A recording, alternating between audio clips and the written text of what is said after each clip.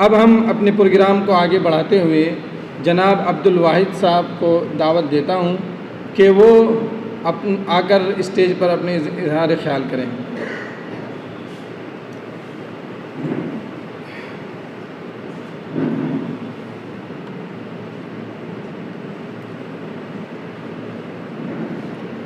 मुअज़्ज़ज़ मेहमानान किराम, मेहमानान खुसूसी और ख़ास तौर से इस प्रोग्राम के ऑर्गेनाइज़र जनाब शुक्ला साहब और जनाब शहाबुद्दीन साहब कासमी रहमानी,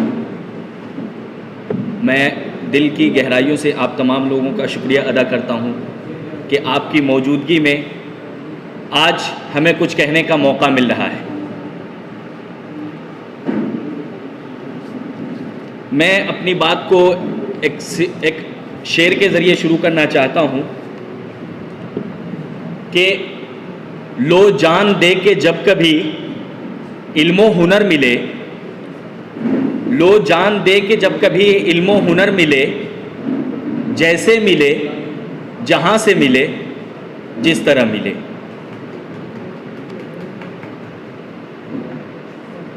इस दुनिया के अंदर अगर इस दुनिया की तारीख़ का आप मुताला करेंगे तो आपको इस दुनिया की इब्तिदा से ही ये चीज़ नज़र आएगा कि जिस चीज़ ने इंसान को सबसे ज़्यादा फ़ौक़ियत दी है और जिस चीज़ की वजह से इंसान को दूसरी चीज़ों पर फ़ौक़ियत हासिल है, वो है इंसान का दिमाग, तालीम, सोचने की सलाहियत, नई नई चीज़ों को ईजाद करने की सलाहियत, नई नई चीज़ों को बनाने की सलाहियत और उसकी बुनियाद पे तरक्कियात के नए नए मनाजिल को तय करने की सलाहियत।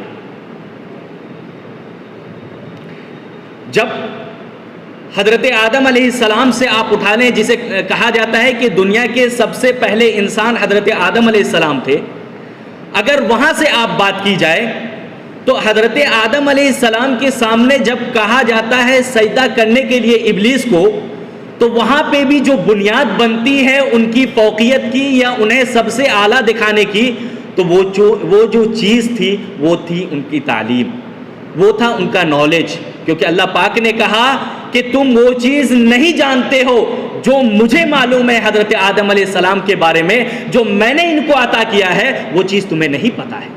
इसी वजह से मैं तुम्हें कहता हूं कि तुम इनके सामने सजदा करो, तुम्हारी कोई भी औकात नहीं है इनके सामने।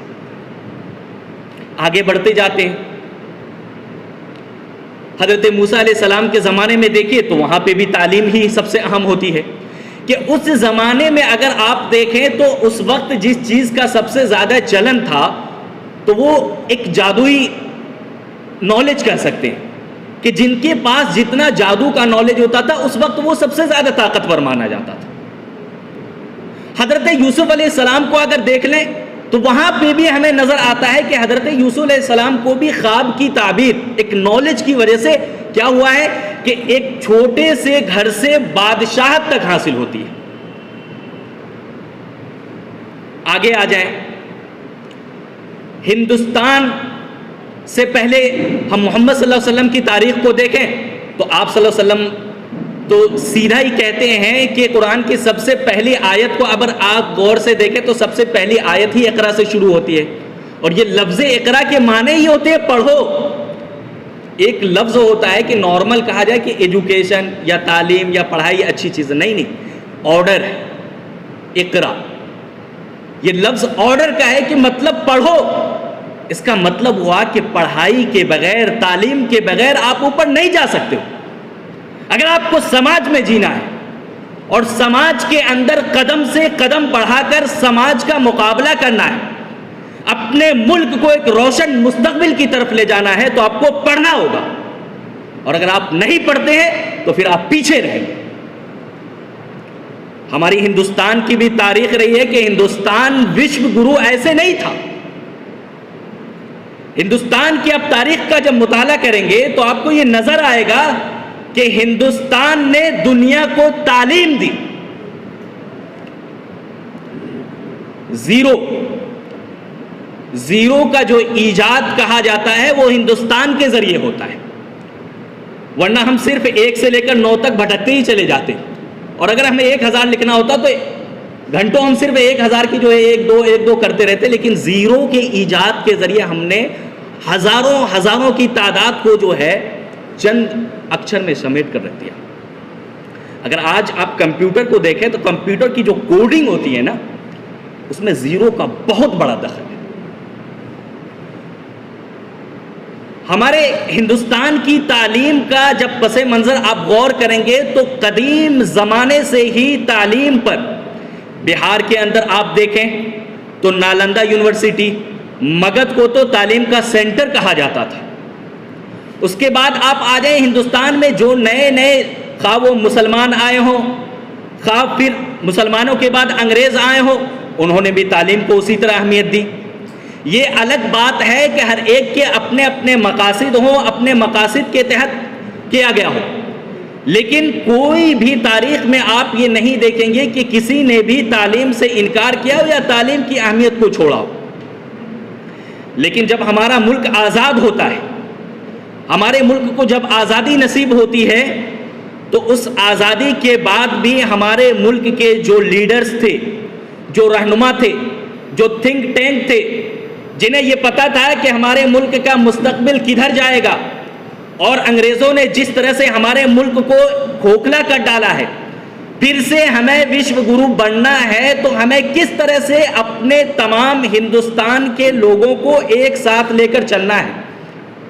हिंदुस्तान का एक एक फर्द किस तरीके से तालीम से आरास्ता हो, एजुकेशन से आरास्ता हो, और नहीं सिर्फ एजुकेशन ही नहीं बल्कि स्किल्ड हो, कि उस तालीम का यूटिलाइज किस तरह किया जाए, उस तालीम का इस्तेमाल किस तरह से किया जाए। सिर्फ नॉलेज हो जाना कोई बड़ी बात नहीं, उस नॉलेज का प्रॉपर इस्तेमाल कैसे किया जाए ये सबसे बड़ी बात है। आज हमारा जो प्रोग्राम है, अगर इस प्रोग्राम का बुनियादी मकसद देखें तो जितनी भी चीज़ें हैं सब गवर्नमेंट की स्कीम है, गवर्नमेंट ने अपने वेबसाइट पे डाल रखा है, पढ़ने वाले वहाँ से पढ़ते हैं, नॉलेज हासिल करते हैं, फ़ायदा उठाने वाले उठा रहे हैं। लेकिन जो हमारा जो NGOs हैं, जो NGOs मुख्तलिफ NGOs होते हैं, ख़ासतौर से आज जिस NGOs के थ्रू हम लोग बात कर रहे हैं, इन्हें क्या लगा था, ये भी बैठे रहते, लेकिन इन्होंने इस प्रोग्राम को किया, इनके अंदर एक दर्द है, एक चुभन है कि इतनी बड़ी बड़ी गवर्नमेंट की स्कीमें हैं, गवर्नमेंट इतना ज़्यादा फ़ायदा दे रही है, लेकिन क्या वजह है कि जो हकदार लोग हैं, जहाँ तक ये स्कीमें पहुँचनी चाहिए वो बेदारी उन लोगों में नहीं आ रही है, वो इस स्कीम तक नहीं पहुँच पा रहे हैं। उनकी वजह से ये प्रोग्राम मुख्तलिफ जगहों पे किया जाता होगा, और हमें पूरा यकीन है कि इंशाअल्लाह इस प्रोग्राम से भी बहुत ज़्यादा फ़ायदा होगा। तो ये प्रोग्राम आज कराने का बुनियादी मकसद यही है कि जो स्कॉलर्स हैं, जो नॉलेजफुल स्कॉलर्स हैं, जो हमारे बड़े बड़े स्कॉलर्स हैं, उनको किस तरह से ट्रेंड किया जाए, उनको किस तरह से बताया जाए, यहाँ के थ्रू उनको किस तरह से लाया जाए कि आप सोसाइटी में जाएं, आप पढ़े लिखे हैं, आप एजुकेटेड हैं, स्कॉलर हैं, आपको पता है गवर्नमेंट के स्कीम का, फिर आप क्या वजह है कि आप अपने माशरे में, आप अपनी सोसाइटी में इन चीज़ों को बेदारी नहीं ला रहे हैं। अब अगर गौर की जाए गवर्नमेंट की स्कीमों का, तो कामराज सर ने बहुत ही तफसील में गवर्नमेंट की मुख्तलिफ स्कीमों का जायज़ा लिया है। और अगर हम देखें तो सबसे पहली बात यह है कि जो हमारा संविधान है, जो इस मुल्क का कानून है,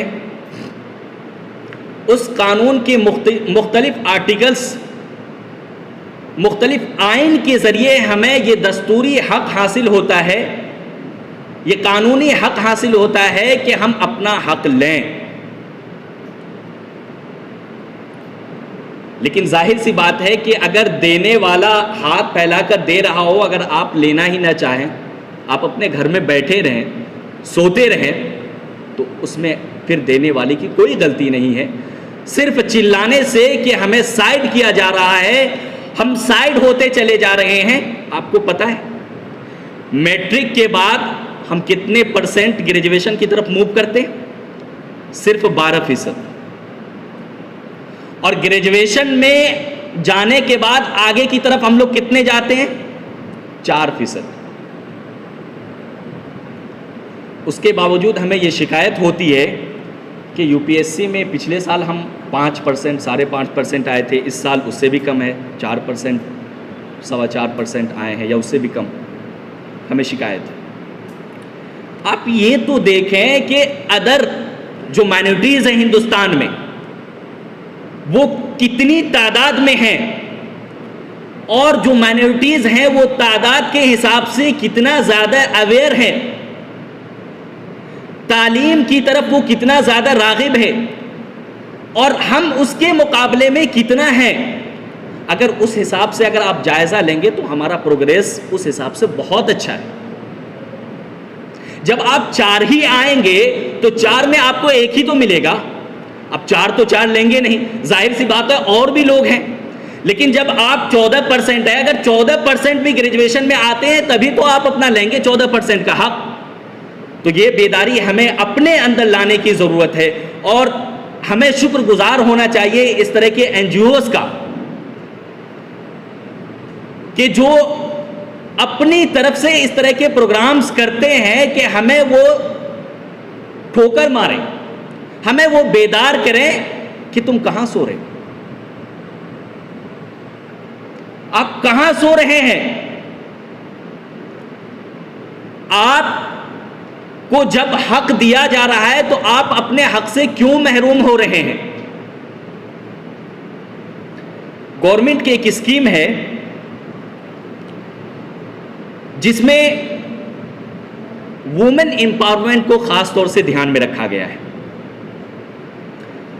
अगर मैं एजुकेशनल इंस्टीट्यूट से जुड़ा हुआ हूँ, जाहिर सी बात है मैं भी एक तालिबे इल्म हूँ, और मैंने हालिया चंद सालों का जायज़ा लिया है। मैंने देखा है ख़ास तौर से अदर कम्युनिटी में तो माशाल्लाह बहुत बेदारी है, लेकिन ख़ास तौर से मैंने मुस्लिम कम्युनिटी का जब जायज़ा लिया है तो मैंने ये गौर से देखा है कि एक नई मुस्बत तब्दीली जो हमें नज़र आई है वो ये है कि तालीम निस्वा की बेदारी मर्दों के मुकाबले में हमें ज़्यादा नज़र आ रही है हालिया चंद सालों में। ये एक मुस्बत पहलू है, और यही वजह है कि आप देखें कल 2020 यूपीएससी का जो रिजल्ट आता है उसमें भी आप देखेंगे तो जो टॉप रैंक में ना मुस्लिम नाम आता है, जिस टॉप रैंक में वो सदफ नाम की कोई मुस्लिम लड़की है। टॉप रैंक में मैं कह रहा हूँ, मुसलमानों में, लड़का नहीं। तो एक बड़ी तादाद, जाहिर सी बात है हमारी पॉपुलेशन का 50%, जाहिर सी बात है 50% मर्द हजरात है और 50% हमारी ख्वातीन हजरात हैं। तो जो 50% हमारी ख्वातीन हजरात हैं उनको किस तरीके से तालीमी बेदारी दी जाए। जाहिर सी बात है गवर्नमेंट की जो स्कीमें हैं, खा वो प्री मेट्रिक स्कॉलरशिप हो या प्री 10th स्कॉलरशिप हो, यानी 10वीं से पहले 9th में, 5th क्लास में, 6th क्लास में, उसके अलावा 11वीं क्लास में, फिर 12वीं क्लास में, फिर मैट्रिक में, और उसके अलावा ग्रेजुएशन के बाद भी फिर पोस्ट ग्रेजुएट में भी। तो ये जो मुख्तलिफ स्कीमें हैं, इन स्कीमों का हम किस तरीके से फ़ायदा उठाएं। जाहिर सी बात है कि एक शिकायत आपके अंदर हो सकती है कि माइनॉरिटीज़, तो जाहिर सी बात है कि ग्रेजुएशन के बाद आप देखेंगे तो ऑलरेडी बहुत कम तादाद में आते हैं, ख़ासतौर से मुस्लिम माइनॉरिटी की अगर बात करें तो। लेकिन उसके बावजूद भी जितने लोग फॉर्म फिल करते हैं उनको भी पूरा नहीं मिलता है स्कॉलरशिप, उन्हें भी पूरा नहीं मिलता है, 100% सिलेक्शन नहीं मिल पाता है। ये एक आपका कंसर्न हो सकता है और जायज़ भी है। इसके लिए आप क्या कर सकते हैं। मैंने एक तकरीर सुनी थी असदुद्दीन ओवैसी साहब की, उसमें उन्होंने कहा था कि जो हज सब्सिडी है उसको ख़त्म कर दिया जाए, और ख़त्म भी कर दिया गया समझे। उस सब्सिडी को जो गवर्नमेंट दे रही थी उससे हमें कोई फ़ायदा भी नहीं था, तो उस सब्सिडी का यूटिलाइज किया जाए मुसलमानों के एजुकेशन में। उसको जो है, उस जो सब्सिडी दी जाती थी उस सब्सिडी को मूव कर दिया जाए और उसको लाया जाए नो के एजुकेशन में और ख़ास तौर से लड़कियों के एजुकेशन की तरफ उसको मूव कर दिया जाए, उसके ज़रिए यूनिवर्सिटीज़ कायम कर दी जाए, उसके ज़रिए तालीमी इदारे कायम कर दिए जाए, उसके ज़रिए स्किल के बहुत सारे इंस्टीट्यूशंस कायम कर दिए जाए, जहाँ पे जाहिर सी बात है कि देखिए हम ये नहीं कह सकते हैं कि 100 का 100% सब तालीम हासिल करें और हम उसको मजबूर करें, नहीं हो सकता है। बेदारी के ज़रिए आप उसके अंदर अवेयरनेस ला सकते हैं, आप उन्हें बेदार कर सकते हैं कि तालीम ही वो हथियार है जिसको इस्तेमाल करके आप बुलंदियों के सबसे आला मकाम पे फायज हो सकते हैं, लेकिन आप उनको मजबूर नहीं कर सकते। और जाहिर सी बात है कि किसी को आप मजबूर करेंगे तो वो उन चीज़ों से मुतनफ़िर हो जाता है और वो भागता ही है। चीज़ों की जब अहमियत उसके सामने आप जाहिर करेंगे तब आपको पता लगेगा, तब उस शख्स के अंदर ये बेदारी आएगी, अच्छा इसकी ये अहमियत है। जाहिर सी बात है अगर आप में से हर एक एजुकेटेड हैं, नॉलेजफुल हैं, आपने ये चीज़ गौर किया होगा अपनी सोसाइटी में कि एक शख्स जो है बहुत अच्छा ताजिर है, तिजारत के मैदान में बहुत अच्छा, उसका ख़ानदानी तिजारत का सिलसिला चला रहा है, करोड़ों का मालिक है, लेकिन धीरे धीरे ये होता है कि वो पूरे ख़ानदानी तौर पे ताजिर ही रहते हैं। तो एक वक्त ऐसा आता है कि पता चलता है वो ख़ानदान जो है ताजिर रहते रहते धीरे धीरे वो गुर्बत और इफलास के दायरे में जाता चला जा रहा है। लेकिन उसके बिलमुकाबिल आप एक ख़ानदान का अगर जायज़ा लेंगे कि जिस ख़ानदान में बहुत ज़्यादा दौलत नहीं है, लेकिन वो ख़ानदान अपने बच्चों को माल इकट्ठा करने से ज़्यादा अपने बच्चों के तालीम पर खर्च करता है, वो जो कमाता है उसकी एक बड़ी मिकदार को वो अपने बच्चों के लिए खर्च करता है। तो वहां पे आप देखेंगे कि एक नस्ल के बाद जब दूसरी नस्ल का आप जायजा लेंगे तो एक बहुत ही मुस्बत तब्दीली आपको नजर आएगी, वो खानदान बिल्कुल बदला हुआ नजर आएगा। देखिए ये एक अलग चीज़ है, मैं एक बात कहना चाहता हूँ कि ये अलग चीज़ है, आप लोग इससे एग्री करें या ना करें। हो सकता है कि वो ख़ानदान बिहार, यूपी या किसी भी ऐसे स्टेट से हो जो रूरल एरिया, बिल्कुल रूरल एरिया से ताल्लुक़ रखते हो, और वो तालीम हासिल करने के बाद किसी बड़े शहर में भी मुंतकिल हो गया हो और बड़े ओहदे पर भी फायज हो गया हो, और उसके बाद वो अपने इलाके में नहीं जा रहा हो। ये उस इलाके का एक डिमेरिट है। और इसके लिए दूसरी चीज़ें हैं, दूसरी तरकीबें हैं कि कैसे उसके ज़रिए उस इलाके को फ़ायदा हो, ये एक अलग बात है। लेकिन वो शख्स देखिए कि कहाँ से उठता है और किस मंजिल पर आता है। आप सिर्फ इस इलाके का अगर जायज़ा लेंगे ना तो यहाँ पे ऐसे ऐसे लोग हैं, उखला और बटला उस जामिया नगर के अंदर, अगर आप उसका जायज़ा लेंगे ना तो जो ज़मीन पे थे और आज आसमान की बुलंदियों पे, गवर्नमेंट की बड़ी बड़ी स्कीमों में उनका हाथ है। जामिया मिल्लिया इस्लामिया का सिर्फ यही रोल नहीं है कि जामिया ने सिर्फ तालीम के ज़रिए लोगों को बेदार किया है। ये एक पूरा मुआशरा जो आपको नज़र आता है, यहाँ पे जामिया ने उन्हें ज़हनी तौर पे बेदार किया है कि तुम किस तरीके से बढ़ सकते हो। और जाहिर सी बात है, एक चीज़ और ध्यान रखिए कि हो सकता है कि आप ताजिर हों तो अपने तिजारत के ज़रिए अपने घर को बहुत ही आला बना लें और बहुत सारी चीज़ें कर लें, लेकिन जब एक ख़ानदान में कोई एक बच्चा तालीम याफ्ता होता है तो वो न सिर्फ ये कि अपने ख़ानदान को बल्कि अपनी पूरी सोसाइटी को बेदार करता है। और एक चीज़ और याद रखिए, ज़रूरी नहीं कि वो सिर्फ ज़बान से कहे कि मैं तालीम याफ्ता हूँ तुम भी बेदार हो जाओ, नहीं, ये कहने की ज़रूरत नहीं होती। समाज उसका तज़किरा करता है, समाज में उसका चर्चा होता है कि देखो वो बच्चा कहाँ था और किस तरीके से गया, फिर उसके फॉलोवर पैदा होते हैं, उस बच्चे के नक्शे कदम पर चलने वाले दूसरे बच्चे पैदा होते हैं, उसको फॉलो करते हैं। मैं खुद अपनी एग्जाम्पल लेता हूं कि मेरे वालिद साहब अपने घर के अंदर 4 भाई हैं और मेरे वालिद साहब इकलौते थे जिन्होंने तालीम हासिल किया।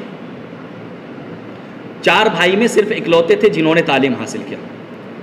और जब उन्होंने अपने बच्चे में, जब उनके जो जितने औलाद हैं, उन्होंने किसी भी एक भी औलाद को नहीं छोड़ा कि वो तालीम से महरूम रहे। और जब जामिया मिल्लिया में मेरा नाम आता है, मैं बता दूं कि मैं मदरसे का एक नदवतुल उलमा का एक फारिग तहसील तालिब इल्म हूँ। और जब नदवा से मैंने जामिया मिल्लिया इस्लामिया के लिए रुख किया, मैंने यहाँ पे एंट्रेंस दिया और मैं यहाँ तालीम हासिल करना चाह रहा था। और जब मेरा नाम आता है तो मैंने ये पता किया कि ये बताओ कि वहाँ पे मेरा खर्चा कितना पड़ेगा। तो जो हमारे गाइड्स करने वाले थे, ख़ास तौर से मैं कामरान सर का शुक्रिया अदा करना चाहता हूँ कि शुरू से ही इन्होंने हमारी रहनुमाई भी की है इस सिलसिले में। इनके जो NGOs हैं, ख़ास तौर से मदरसे के बच्चे पे इनके NGOs अपना बहुत ज़्यादा, लड़के हो या लड़कियाँ हो, उस पर बहुत फोकस करते हैं। मैं आपका भी शुक्रिया अदा करना। तो मुझे ये बताया गया कि कम से कम 5 से 6 हज़ार रुपये कम से कम आपका मंथली खर्चा बैठेगा यहाँ पे। और मैं जब वहाँ पे तालीम हासिल कर रहा था तो 2000 मेरे लिए बहुत हो जाता था। तो मैंने अपने वालिदैन को कहा कि इतना तो मुश्किल हो जाएगा, क्योंकि मेरे वालिद साहब एक मदरसा के सरकारी टीचर थे, लेकिन 2013 में वो रिटायर कर गए थे मदरसे से। तो रिटायरमेंट तो है नहीं मदरसा बोर्ड में। तो मैंने कहा वालिद साहब भी रिटायर हो चुके हैं, तो मुश्किल ही है हमारी तालीम इतना हम ज़्यादा कर सकें। ऐसा हो सकता है कि हम प्राइवेट के थ्रू पढ़ सकें और हम अपना कहीं पढ़ाने लगें। तो आज भी मुझे अपनी वालिदा का वो जुमला याद है कि उन्होंने कहा कि बेटा तुम जाओ पढ़ने के लिए, मेरे पास जो ज़मीन है मैं उस ज़मीन को बेच दूंगी और तुम्हारे अकाउंट में रख दूंगी वो पैसा, और तुम तालीम हासिल करना। इस जुमले ने मेरे अंदर वो जज्बा पैदा किया कि मैं जामिया मिल्लिया इस्लामिया आता हूं, और फिर यहां से मैंने ग्रेजुएशन किया। फिर मैंने ये सोचा था कि ग्रेजुएशन के बाद कोई जॉब पकड़ लूंगा, नहीं। फिर मैंने उसके बाद बीएड किया, और बीएड करने के बाद भी फिर मैं नहीं रुका। आज मैं एमए कर रहा हूं जामिया मिल्लिया इस्लामिया से, और इंशाअल्लाह मेरा इरादा है कि मैं पीएचडी करके प्रोफेसर भी बनूंगा। ये चीजें किसके जरिए आई? इसी तरह के एनजीओज के जरिए वो बेदारी आई। और एक चीज याद रखिए, जब आप रास्ते में अज़्म मुसम्मम करके निकल पड़ते हैं तो फिर रास्ता खोलने वाला खुदा की जात है। वो कहां से आपके लिए असबाब पैदा कर देगा आपको इसका अंदाजा नहीं होगा। आज मैं बहुत ज़्यादा अपने वालिदैन से नहीं लेता हूँ, मैं अपने हिसाब से करता हूँ, चाहे ट्यूशन पढ़ाना हो या कहाँ से मुझे इंतज़ाम करना, मैं अपने हिसाब से हाथ पैर मार के अपना इंतज़ाम करने की कोशिश करता हूँ। हाँ, वालिदैन से भी लेता हूँ जहाँ ज़्यादा अमाउंट की ज़रूरत होती है, लेकिन ये चीज़ कहाँ से मेरे अंदर पैदा हुई? वो मेरे वालिदैन का जुमला था। तो जब, क्योंकि उनके अंदर ये जज्बा था, उनके अंदर ये बेदारी थी कि तालीम ही हमें उठा सकती है। उन्होंने मेरे वालिद को देखा था कि तमाम भाइयों में सबसे मुमताज़ क्यों है? एक तालीम की वजह से। इसी वजह से उन्हें भी ये पता था कि हमारा बच्चा अगर इन फ्यूचर मुमताज़ होना चाहता है तो उनके लिए भी एक तालीम ही रास्ता है। तो ये चीज़ें हमें समाज के अंदर, ये चीज़ें बेदार करना होगा समाज को कि किस तरीके से आप तालीम के थ्रू बेदार हो, तालीम के ज़रिए आप किस तरीके से डेवलप करें। जब उनके जहन में आप ये बातें डालेंगे, और ये एनजीओज वगैरह जो काम कर रहे हैं, सबसे मुस्बत पहलू इनका यही है कि ये इस तरह के लोगों को बेदार करते हैं और फिर वहां तक पहुंचाते हैं जहां तक उनके तसव्वुर में भी नहीं होता है। तो ये चंद बातें हैं जिसके जरिए मैट्रिक हो या मैट्रिक के बाद हो, यहां तक कि आप हिंदुस्तान से बाहर भी अगर तालीम हासिल करना चाहते हैं उसके लिए भी माइनॉरिटी स्कीम है। आप ट्रेनिंग करना चाहते हैं, आप अपना कोई छोटा मोटा इंडस्ट्रीज खोलना चाहते हैं, कोई बिजनेस करना चाहते हैं, उसके लिए भी गवर्नमेंट ने स्कीम बना रखा है, माइनॉरिटीज के लिए खास तौर से। कामरान सर ने हर एक पे तफसीली रोशनी डाली थी। यूपीएससी हो, बीपीएससी हो, एसएससी हो, सीजीएल हो, इस तरह के जो कॉम्पिटिटिव एग्जाम होते हैं जो गवर्नमेंट की तरफ से कराए जाते हैं, उसमें भी आप किस तरीके से आगे बढ़ सकते हैं, उसमें किस तरीके से हिस्सा ले सकते हैं, वहां पे भी गवर्नमेंट की स्कीमें हैं जो आपको सपोर्ट करती हैं। यूजीसी नेट, वहां पे भी मास्टर के बाद आप किस तरीके से मौलाना आज़ाद स्कॉलरशिप है उसको हासिल कर सकते हैं।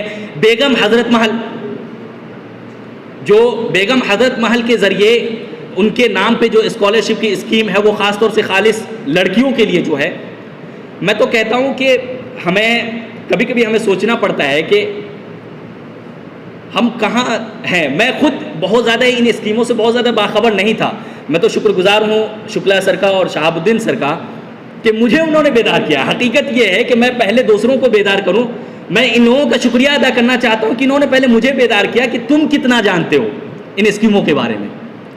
जब मैंने ministry of the minority affair के वेबसाइट का जायज़ा लिया और वहाँ पे मैंने जब देखा और मुख्तलिफ स्कीमों का जब मैंने जायज़ा लिया तो मैं खुद हक्का बक्का रह गया कि इतनी सारी स्कीमें गवर्नमेंट ने दे रखा है और हम सो रहे हैं, हम खुद उससे फ़ायदा हासिल नहीं कर रहे हैं। तो सिर्फ ये प्रोग्राम ऐसा ही नहीं है कि इस प्रोग्राम का सिर्फ यही फ़ायदा है कि यहाँ पे जितने हाज़रीन बैठे हुए हैं वहीं तक फ़ायदा हो।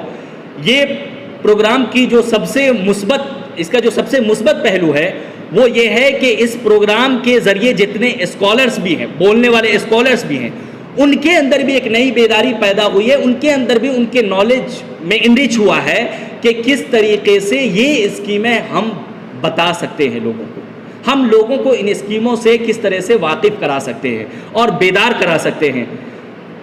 तो इन सब बातों के ज़रिए जो है हम अपने अंदर भी एक नई बेदारी पैदा कर सकते हैं और हम फिर आखिर में अपने तमाम ख़ास तौर से अपने मेहमान खुसूसी हज़रात का शुक्रिया अदा करना चाहते हैं कि गुनागो मसरूफियात के बावजूद भी आप लोगों ने अपना कीमती वक्त हमें दिया है और इस नाचीज़ को सुनने की ज़हमत की है। और इस प्रोग्राम के ऑर्गेनाइज़र शुक्ला सर और शहाबुद्दीन सर का भी हम शुक्रिया अदा करना चाहते हैं। और मैं इन्हीं चंद बातों पर अपनी बात को ख़त्म करता हूँ। वमा अलैना इल्लल बलाग।